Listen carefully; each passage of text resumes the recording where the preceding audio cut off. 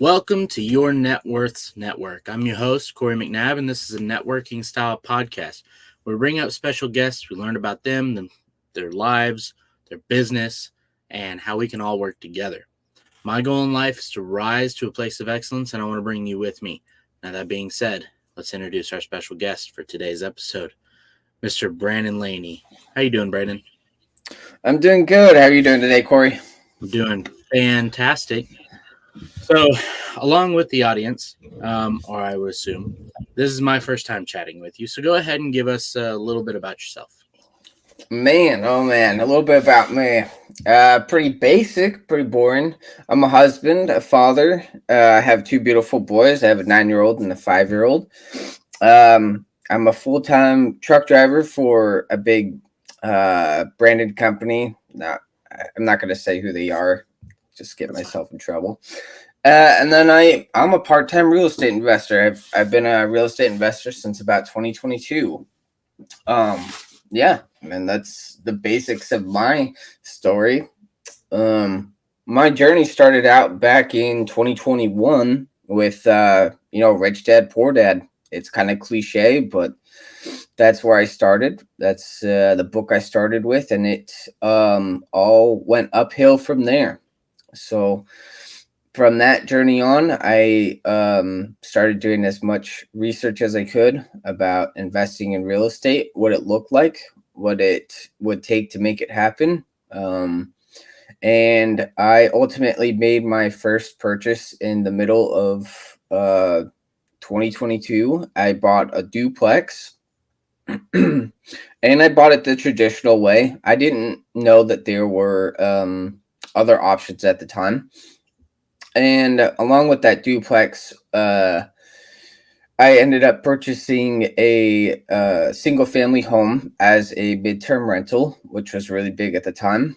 And I started operating those and running those. One was we were using a property management company, and the other one, my wife was actually running for me and just doing the stuff behind the scenes on it. Man, did it take hold really quick. But for about the first 6 months, things were going okay. We weren't having that many problems as a buy and hold investor, and quickly became, at least with our duplex anyway, the duplex, the tenant stopped paying rent. The property management company that we were working with wasn't fulfilling their part of uh, the job or their requirements. They were more or less there for their paycheck. And we were, the ones having to foot the bill when it came to it every month. So my initial decision was, well, everything's not working out.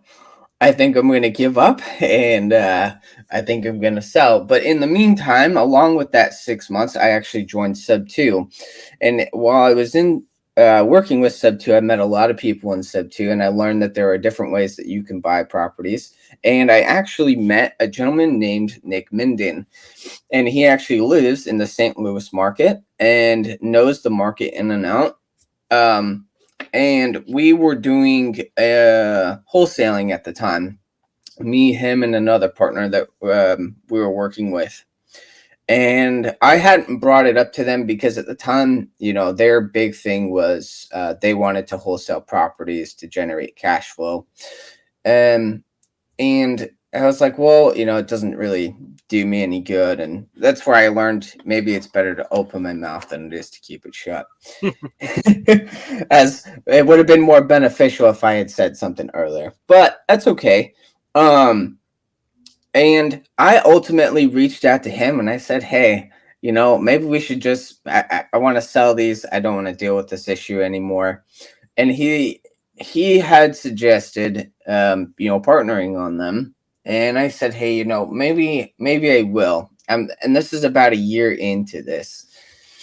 And I had gone through 2 property management companies on this duplex. We had sold the midterm rental to do the repairs on the duplex at this point. Like I had to sell a cash flowing asset to take care of another asset that was falling apart. And I'm like, yeah, this is all coming crumbling down, and I'm getting really frustrated, and I don't know what direction to go. Anyway, um, man, so uh, I sit on it for about a week, maybe it's 2 weeks, talk it out with my wife, and my wife at this point, she's stressed out. She's like, this isn't as good as everybody says it is. And it's like, well, I'm gonna try it. I'm gonna give it another shot. So I partner with Nick, and I said, hey, you know, we'll do something together. We'll get into this duplex together, and I know and I trust you, and you're gonna run the show and get this property up and running again. So with him and his help, we get into the property. We finally get the tenants out after 90 plus days, and we come to find out that the property was a drug den. The tenants upstairs were bringing people in off the street to sell drugs to, and for them to do drugs themselves in the basement. The tenant on the bottom floor, after she had come back from rehab, she had relapsed, and she was also doing drugs in her apartment on the first floor. And that's where it was kind of our partnership started. And we put in a bunch of time and effort, and we converted that property into a sober living home that we now operate today, uh, along with my wife, or along with my business partner's longtime girlfriend. Um, yeah, and from there, last September, we ultimately took on two more properties and a third, and we now operate four sober living homes in the St. Louis, Missouri market. So that's kind of how my 2.5-ish years have gone. It's been a freaking roller coaster. We've had, AC units stolen. We've had refrigerators gone. We've had uh, just crazy things go down. But Wow. man, if I could give you a journey, I've definitely been on one as a buy and hold investor. Um, Wholesaling never was my game. I'll tell you what, I thought I could stick it out long term in the wholesaling game, trying to generate cash flow and make the best of it, and contact sellers that don't want to be contacted. No, and I thought every time I go to start a fix and flip property, I'm like, oh, this will be great. Like, I'll put it back on the market, and I'm like, why would I want to put it back on the market? It's another asset. Like, we'll just add it to the rest of the portfolio. And I think some people, um, they get stuck on, like, I have to. Well, actually, let me rephrase. What I've learned through my process so far is, number one, you can't do real estate alone. Don't ever try and do it alone. Number two, make as many friends as you can, and make friends that have money, that are willing to partner with you and want to lend on your deals.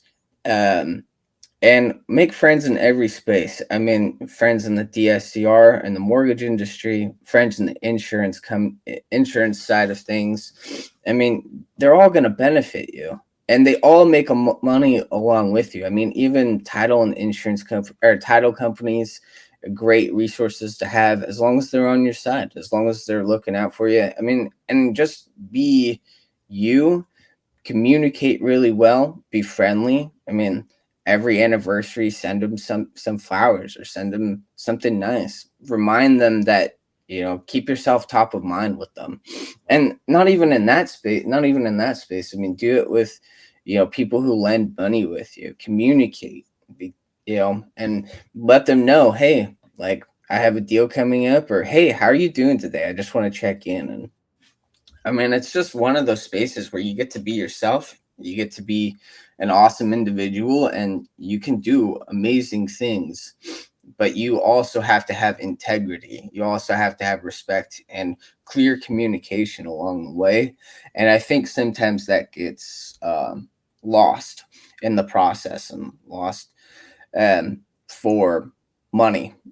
Like once you start building that reputation, once you start getting further along in the real estate game, and you start realizing where the money's at, where the deals are at, and you realize I can make a lot of freaking money on this deal if I cut out this person, or if I only say I only made X, Y, and Z, and I didn't communicate the truth. Yeah, I mean, it can backfire on you. As big as everybody thinks the real estate space is, it's not as big as it really is. And word of mouth will spread. It will get around very quickly. But yeah, I mean, that's just a little bit about my journey and some of the things I've gone through. I mean, um, if I could give you guys like a hack or a shortcut, I'd say just don't overthink it.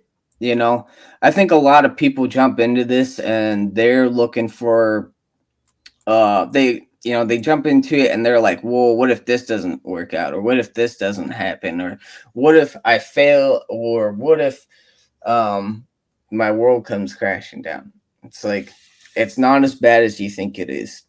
Nothing is going to be as bad as you think it is, and you can overcome any hurdle. You can overcome any objection, and you can accomplish your wildest dreams. I mean, you really can. It's just, you have to put in the grind. You have to persevere.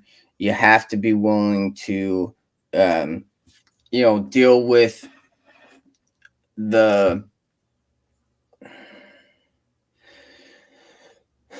yeah, you have to just be willing to deal with whatever comes your way. You really do. But if I could give you some words of wisdom in that space, but that's just some of the things that I've been through and some of the things that I've seen happen, and I mean, I'm still here today. Like I'm still here making it happen. I have a partnership, and I can tell you it's way better to have a 50% cup than a 0% cup.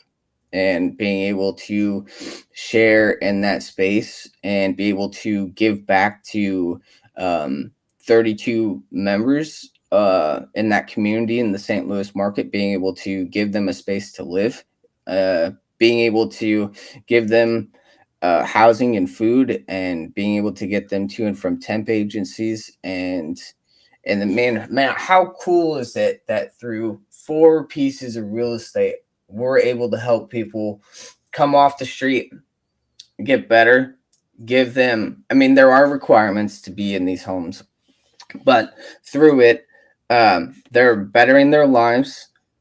They're remembering what it's like to have standards and structure, and we give them an awesome clean space to live that's been some of these homes have over $100,000 worth of repairs in them. There's brand new beautiful homes for them to be in. And yeah, I mean, that's what we're offering in the sober living space. um and that's what me and my partner wanted to really focus on. It gives us the ability to help individuals, but also gives us the ability to get access to help with financial assistance with the federal and state government also, which has been really helpful in trying to keep things in trying to with helping those individuals, but also growing and balancing the cash flow needs and things also through with that side. But yeah, I mean, if is there anything that's kind of struck you thus far through my story, Corey, that you might find interesting, or has it kind of been straightforward and boring for you? Oh no, no, there are definitely some points I want to expand upon.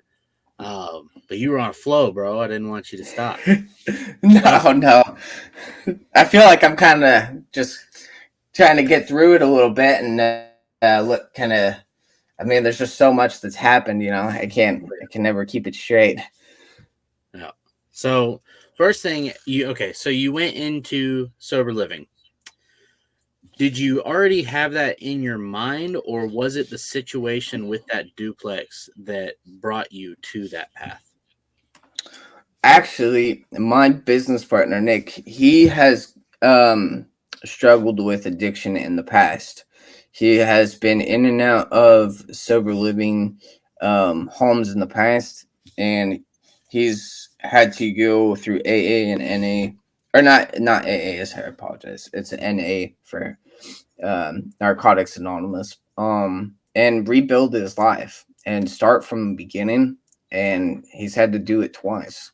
And we wanted, it was kind of his vision that sold me, but it took me a little bit of time to understand all of the pieces that make it happen.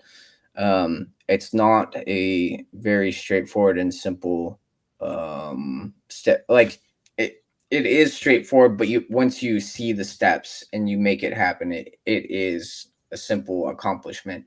It takes a lot of hands though to make that happen, to get to having a sober living home open.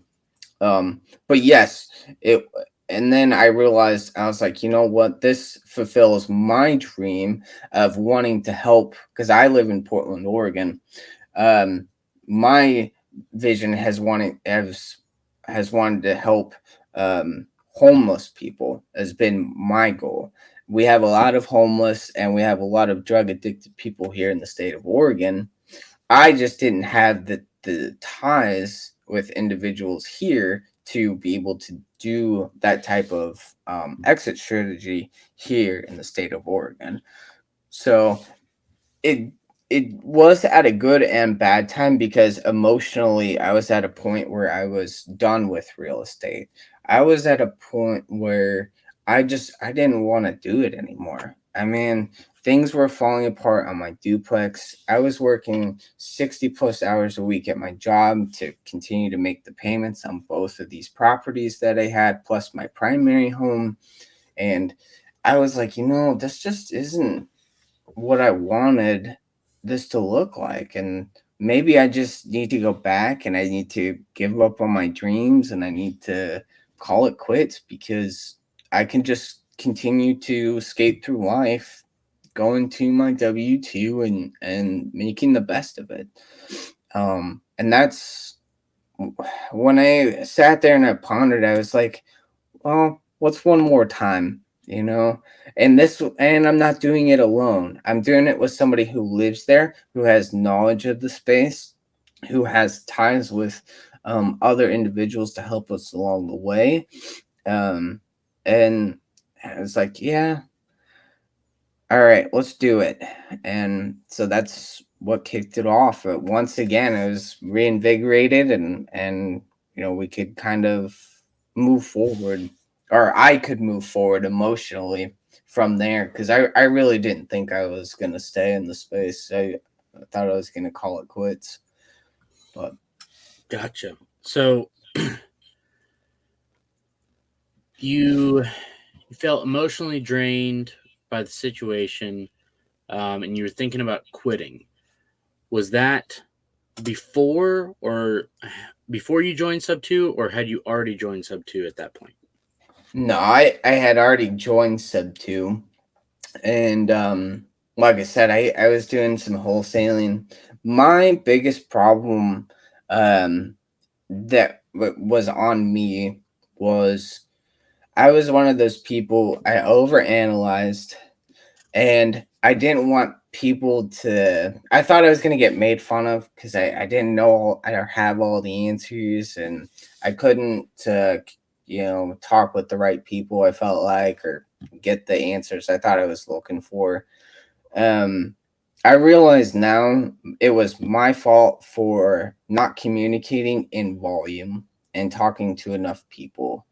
I mean, it really is more of a volume game than it is hey, I talked to these 3 people and it didn't work out, so it's not for me type of thing. And so that's where I learned, like, this is my fault for not utilizing the community and all of its offerings that it has. And I also kind of, I pigeonholed myself, and I think I was using it at the time before the sober living idea as an escape, because everything was falling apart and I didn't want to tell anybody about it. I thought it was going to make me look stupid or like a failure, and I thought it would just be easier to just give up and walk away and just pretend like, not enough people know me, so it wouldn't make a difference if I came back or not. And not, and nobody knew my story either. So I was like, well, it's probably just better that it is this way. And that's when I was like, I'm going to give up. And I was in sub 2. And I was at a point where I was just like, I don't want to tell anybody because I don't want to look dumb. I don't want people to make fun of me. Like, you're in real estate with the greatest community on earth, and you quit. Like, who does that? And while it's all my own internal fears, and I think that's the growth of, or at least where I'm at today, because you don't realize, like, getting into real estate is just like getting into business. And um, with that comes internal growth, but most people don't realize the internal growth that you have to go through, and the fears that you have to overcome internally to grow and to grow a business along with it. And that was all a learning thing for me. And now I try and tell people it's okay. Talk about it. Tell people. People will relate. You can communicate, and you can start to get the answers that you're looking for, the answers that you need. Just don't be afraid of, oh, somebody has something to say, or thinks that they don't agree with you, and maybe there's a reason why they don't. Maybe there's more to their story than there is to yours, and they've seen more than you. But you have to open up, and you have to be willing to do that, not only for yourself but for the people around you in the community, because they can learn from you too. You just don't think that, and because you don't think you're not a leader, or uh, you're not a person of influence within the community. And that's not true. You don't have to be. You can start telling people and start helping as many people as you can, and whether you have a lot to give or little to give, you would be surprised. But Mhm. yeah, I mean, that's something that I've learned, and I've tried to do more to give back to the community through the process, and to help as many people as I can. And while I'm not a leader per se, I still do the best I can. Absolutely. I apologize. No, you're good. What have you? Are you a leader in sub 2, Corey? Are you pretty big? No, I mean, I'm trying to get there. Well, I say that I've had like regional leaders tell me that I am a leader, which has surprised me. So I definitely get what you're saying. There is, you just have to provide value. And the biggest thing I took away, like for me, this podcast is probably the biggest value that I provide to people. Um, Currently, hopefully, I'll be able to provide more here soon. But like I didn't look at it that way initially. I was just doing it for selfish reasons. I needed to network with people, and I like being recorded, so I was like, why not do a podcast? Um, so, but since then, I guess it's really helped some people grow in their popularity, or help connect them with people. It's provided value itself. So that's been a surprising thing. I've started telling people if you're not sure what value you have, look at what you most consistently do. And Yeah. what you most consistently do, find a way to either teach that to someone or just continual provide continually provide to people. Nope.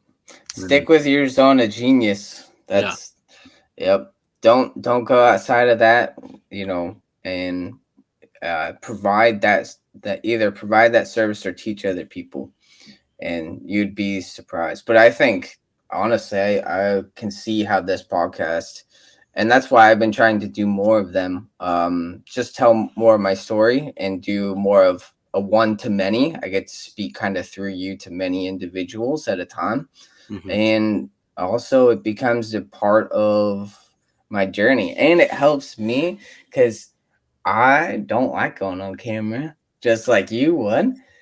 I need to be more of a leader, and I need to overcome some of my own internal fears. I mean, you could see in the first part, I was like, man, let me just blow through my story here. You know, you could tell I'm a little nervous. I still am, but I'm making the best of it, and I enjoy the process. I mean, that's the other thing. Is this is a journey for me. I've looked at this more of a journey for growth, and I get to meet cool individuals along the way. I get to partner with individuals that want to, either lend or have deals or whatever that may look like. And I mean, I think people forget, especially when they first join, um, they get that fire hose of information within Sub 2 and they get overwhelmed. And sometimes when their questions or their fears or whatever the case may be, that when they're not answered on the first or the second go around with their posts or whatever, they kind of tend to go quiet or shy or whatever that may look like for them.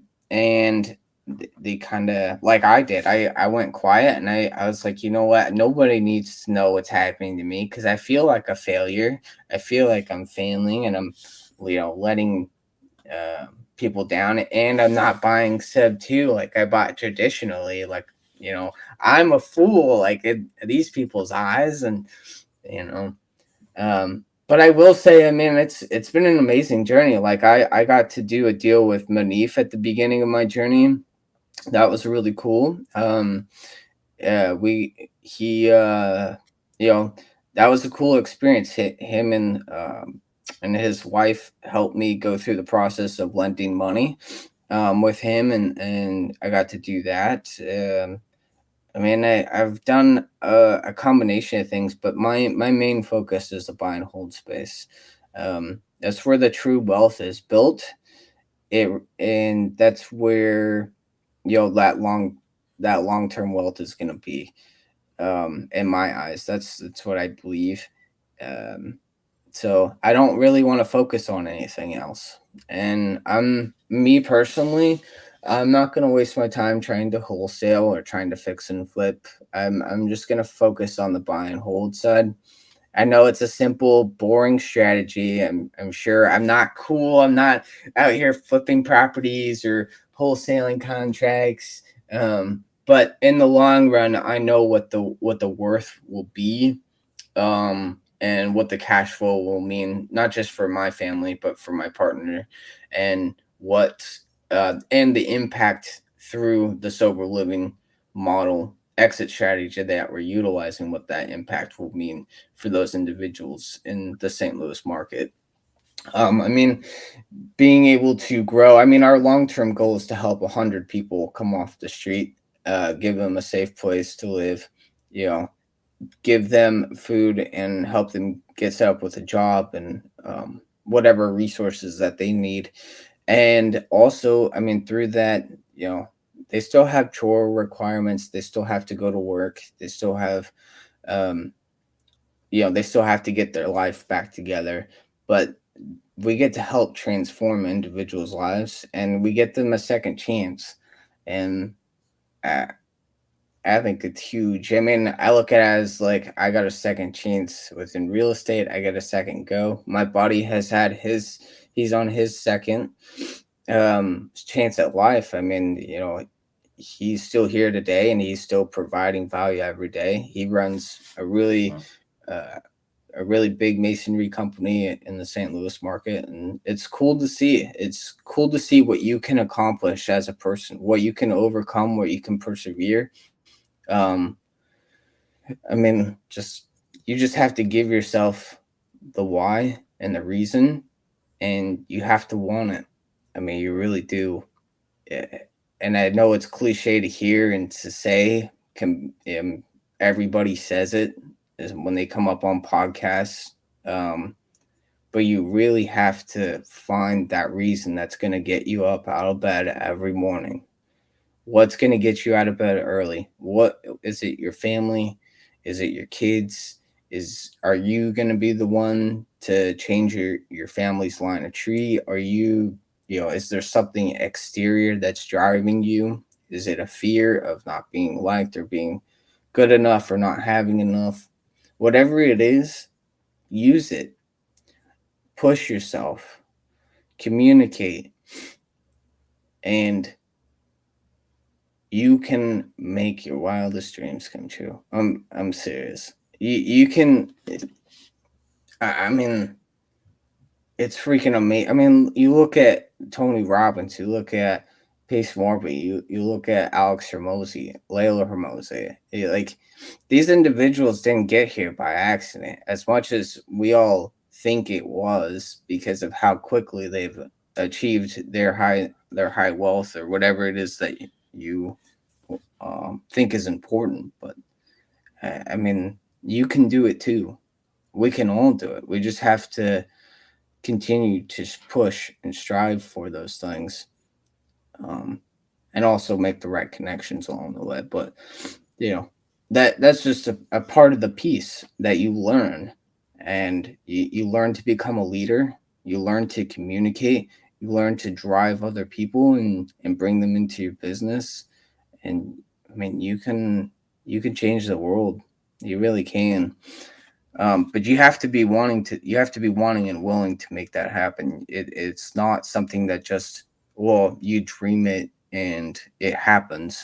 You have to put in the work, and sometimes that means giving up time with your family. Sometimes that means you're gone for 2, 3, 4 weeks. Sometimes that means you're up late, you're up early. Sometimes that means even if you're sick, you're still here.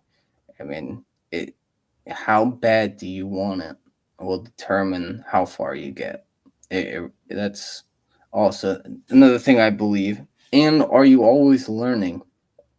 I've joined other mentorships outside of Sub Two, for leadership. I've joined for, you know buying and building businesses and learning what that looks like to lead other groups of individuals, um, to continue to grow. I mean, and to continue to build those businesses and build those teams. And what type of leadership skills and communication skills do I need to effectively manage teams? I mean, it's going to be huge as we move forward in this world. But um, always be curious, always be asking questions, always be learning. No, never stop learning. The day you turn your brain off and the day you stop asking questions is the day you've given up.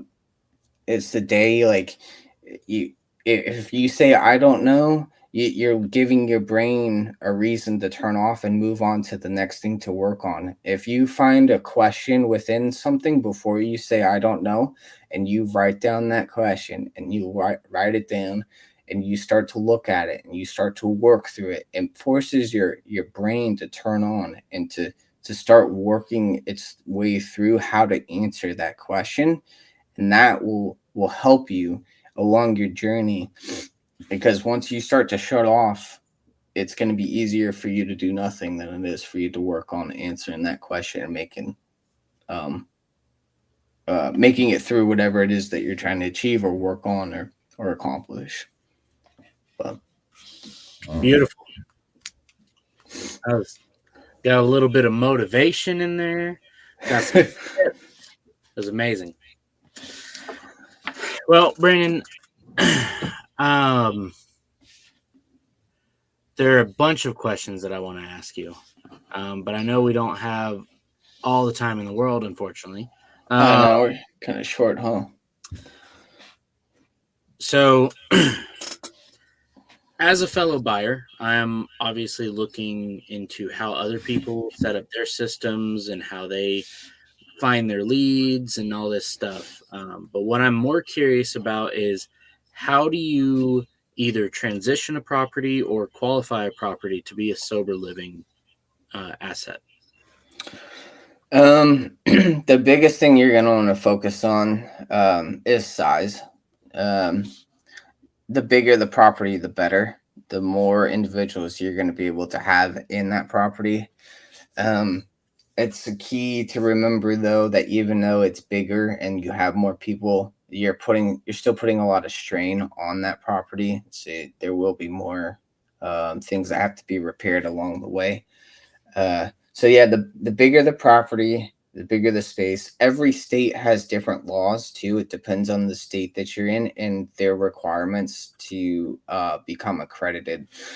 Um, Fortunately, um, how do I say this politically? St. Louis, Missouri is a landlord friendly state. It is very red. And within that, it gives us the ability as owners in that state. We could open a sober living home without being accredited, without having a certificate, but through that, you're only going to be able to have individuals in that space that are self pay. And what I mean by self pay is those individuals that are living in that home are paying on a weekly basis. Typically, it's between like it's usually 120 to 150, and you can have a bunk pile style setup if that's what you're looking for. But yeah, you wouldn't have to have a certificate, and you wouldn't have to worry about spaces and the number of people and kind of like a pad split. Like there's a square footage requirement for it's one heart per bedroom type of thing for them. Um, but to become accredited, that's a whole different story. There's a lot more requirements to get through some of the red tape that's involved with it. Is it accomplishable? Yes. Every state though is different. Like I live in the state of Oregon. In the state of Oregon, you have to be certified and accredited from the beginning. You can't open a property and say it's a sober living home and post it up for like I have a room available, um, which kind of it hinders the number of people that can get into the space and help them kind of get to the point where they become accredited in my space because it means that you have to have a lot more money up front to accomplish it and also time because it takes 3 to 6 months to get through that process. And but yeah, I mean that's gonna be the bigger the space the better. 6 bed 5 bath, 8 bed 6 bath. I mean, the more people you can have in that space, the more beneficial it will be for you. So that's going to be key number one. Okay. And where do you get these properties that you end up buying? Like how do they get to you get across your desk? Yeah, a combination. I go to MLS. I'll go with a regular 20% DSCR loan as long as it makes 1.25%. I'll go to wholesalers. I have a few individuals that I work with that have sub two deals come across their desk that they send me. I mean, I'm okay with anything as long as the numbers work and it makes sense. I'll look at it. I'll I have I have texts and emails every day for wholesalers that I'm working with, and I'll go on the MLS and I just look for deals. Anything that fits my buy box and makes sense, uh, I'll give it a look, and I'll have my partner go down and we'll walk it, see where we can add. bedrooms. We've actually added bedrooms to some of our properties. Just put up drywall, because I mean you always have that option available. If you want to if you want to have additional beds and you have the space, we'll walk it, see what it would need to make it happen, and I mean we'll move forward from there if we like what we see. But yeah, wholesalers and MLS. I mean, for me, I just don't have the time to commit to being on going the wholesale route and building a wholesale team and spending the money on a CRM and a VA. I'm just going to put it into real estate and I'm just going to keep moving forward. That's just my thinking towards that, and maybe it's just me using it as a cop out not to go that route, maybe, but I just want to be in the buy and hold space. That's the same here, so I get it. Okay, so and you're only buying properties in St. Louis, Missouri? Right now, yes. Our goal is still to get to 100 individuals helped. We know the market inside and out. We have the model to get those homes accredited, and we have the team needed to accomplish that. I think what a lot of people forget is every state has different rules to get homes accredited. That means I'd have to go make new relationships. I'd have to learn new laws. Every state has new laws. And why would I create more work for myself? Simple scales, simples. It may sound stupid, but simple scales and simple is easy. And simple is what I need right now in my life. I have a family. I have a beautiful family. I still work my W-2 right now. And I'm still, I have too many things going on. I need simple. So. Got it. Well, awesome. So let me think. That's all I can come up with questions wise right now. Is there anything go ahead. Oh, I was gonna say, is there anything I can help you out with? Is there, because you're in the buy and hold space? It looks like. I mean, what are you working on? Yep. So I'm right now. Me and my best friend. We're buying creative deals in Georgia, Chattanooga, Tennessee, and Birmingham, Alabama. Very cool. So really, our goal is to use them as long-term rentals. That's kind of our main how we filter things. If it doesn't quite work as a long-term rental, but it seems like it would work as a co-living, we could possibly go that route. But obviously, I'm still learning. We're new into this, still looking for our first deal. Ideally, we'd be buying from wholesalers and then using like a private money partner to fund that first 2 or 3. And then I'll be more comfortable doing private money lenders. There you go. See, you got a plan in place. You know what you want it to look like. Yeah. Man, that's awesome. You got some private money partners lined up? I've got a few. I've got one family. I got a family member. He's open to lending on a deal, and then just other people in the community. Yeah. So that's cool resources to have, isn't it? Yeah. Having build a sub to. Absolutely. That's awesome. Well, Brandon, I don't have any other questions for you. If it's good with you, let's move on to the last part of our show. Yeah, let's make it happen. Awesome. So first off, just a few questions. Ask every show. What made you want to be on the podcast today? Man, number one, it helps me kind of come out and get better about putting myself on camera, work on communication, which maybe I'm not really strong with. I don't know. At least that's what I tell myself. And just get better. I mean, just trying to make myself become better through that. I mean, it's really hard for me to even want to come on camera. It's like an internal fear. It seemed great. I felt like you've taken the show, which is exactly what I want people to do. I want people to just take over the show, means I don't have to talk as much. It's great. Um, Oh man. awesome, awesome. All right, so question Yeah. number two: what is your current net worth, or approximately? Approximately 1.2 million. 1.2 million. Okay, and the reason I asked this question, Brandon, is one, it's your net worth's network, right? And there's that Right. phrase, um, if your five closest friends are millionaires, you'll be the sixth, right? That type Yeah. of thing. So, I'm trying to figure out these connections I'm making, what they're at, so I can get a gauge of where I will be. Um, Gotcha. so, awesome. That brings us to question three. What would you say your strengths are? Oh man. Numbers, loans is where I focus, where I have the most understanding, and where I focus most of my energy.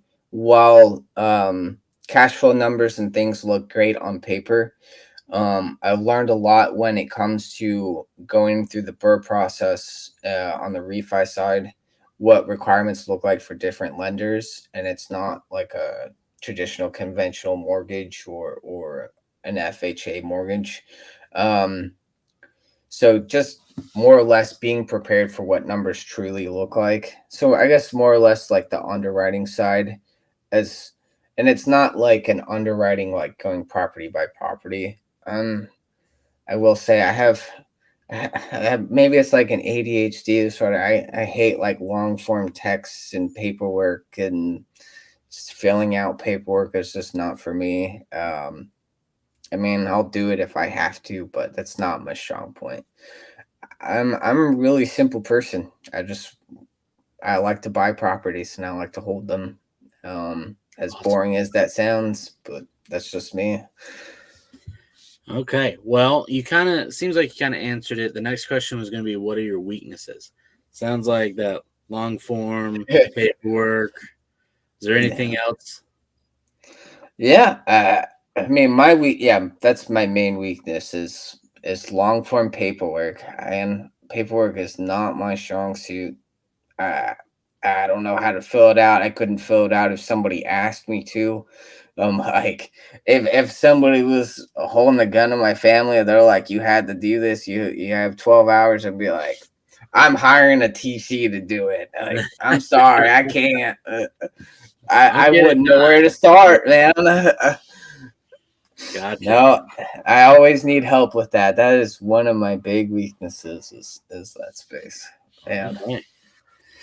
Awesome. So then, second to last question. What do you need help with that's going to make you money in the next 30 days? PMPs and PMLs. More just raising capital really that's the part of the other reason why I'm trying to do more of these. And get my name out there is let people know what I'm doing, what me and my partner are working on, trying to build more of a brand, and also people do business with people who know they're doing business, not some nobody. So I'm trying to let people know what I'm working on and who I'm doing it with, and also what niche we're in. Um, and trying to push that forward. So my biggest thing is raising more capital.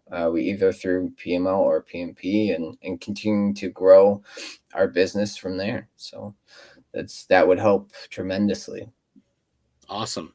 So, guys, if you want to partner on sober living deals in St. Louis, Missouri, reach out to Brandon. Brandon, where's the best place people can get in touch with you? Instagram would be the easiest. You can jump on there at Brandon_Laney162. It would be the easiest way to get through to me. So Awesome. Instagram's the place to be. Well, there you go, guys. So, if you want to be a PMP or even a PML, and you have a desire to help people, um, get with Brandon. All right. He's doing some good work. He's got Yeah. some big goals. And I can tell you, all right, you said you had already housed 35 people, is that right? We're at 32, but Okay, yeah, 32. one day. He's he's right at a third of his goal of 100 people. Okay, and I can tell you, he's going to hit it, and he's going to Yep. be like, why stop there? And he's going to make it a bigger goal. So he's going to have plenty of deals that need funding and plenty of opportunities for you to make money on your money. That being said, Brandon, that's all I got, buddy. I really appreciate you coming on the show. You gave me some insights. We definitely are going to connect a little bit later when I have more time to chat. Yeah, I'm hoping we can connect more off the show Yeah. and see if there's a way we can help one another or what that may look like. Maybe transfer some resources. But Absolutely. never know. That'd be pretty cool. Yeah, man. Well, again, I appreciate you coming up and sharing your story. That's all I got. So, Yeah. if there's anything else, send you the back, close this thing up. No, let's close it up, man. I appreciate your time, and I appreciate you letting me on your show, and for letting me kind of take the floor for 10 to 15 minutes and go through my story, and people can hear all my struggles and my failures, and kind of get to this point. So, Absolutely. I'm I just trying to appreciate be authentic in myself. So, you. Yes. And it was definitely authentic. So thank you so much. all right. Awesome. Well, thank you, Corey.